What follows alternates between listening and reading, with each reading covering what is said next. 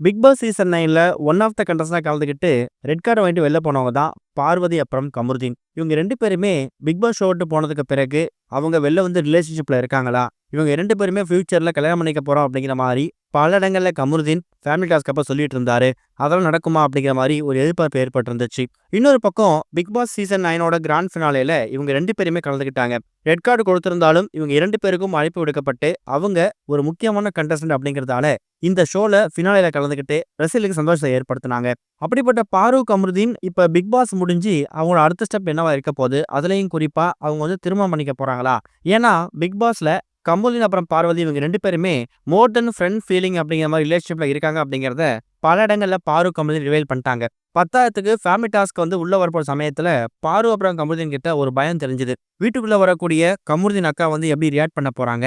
அதே மாதிரி வீட்டுக்குள்ள வரக்கூடிய பார்வதி அம்மா தன்னை என்ன சொல்ல போறாங்கங்கிற பயம் கமருதீனுக்கு இருந்துச்சு, பார்வதிக்கு இருந்துச்சு. அந்த மாதிரி நேரங்கள்ல பார்வதிக்கு கமருதீன் கொடுத்த அட்வைஸ் ஒரு சப்போர்ட் என்ன அப்படின்னு கேட்டீங்கன்னா, உங்க வீட்லயும் எங்க வீட்லயும் யார் வந்து கேட்டாலும், குறிப்பா உங்க அம்மா வந்து கேட்டாலும், நம்ம கல்யாணம் பண்ணிக்க போறோம்னே சொல்லிடு. இதுதான் உண்மை. நம்ம ஃபியூச்சர்ல ஒண்ணா சேர்ந்து வாழ போறோம்னு சொல்லிடு. எதா இருந்தாலும் பார்த்துக்கலாம். என்ன மாதிரி சிச்சுவேஷன் வந்தாலும் நான் உன் கூட நிப்பேன் அப்படிங்கிற மாதிரி தான் ஒரு ஆறுதல் கொடுத்திருந்தாரு. அப்படிப்பட்ட பார்வதியும் கமருதீனும் இப்ப பிக் பாஸ் முடிஞ்சு வெளில போயிருக்காங்க. இவங்க வந்து ரிலேஷன்ஷிப்ல குறிப்பா வந்து கான்டாக்ட்ல தான் இருக்காங்க அப்படிங்கிறத கமருதீனே ஸ்டேஜ்ல சொல்லியிருந்தாரு. அதாவது ஃபினாலேவுக்கான முந்தின நாள் ஷூட்டிங் அப்ப பார்வதியால வர முடியல. கமருதீன் மட்டும் தான் ஷூட்டிங் அட்டெண்ட் பண்ணியிருக்காரு.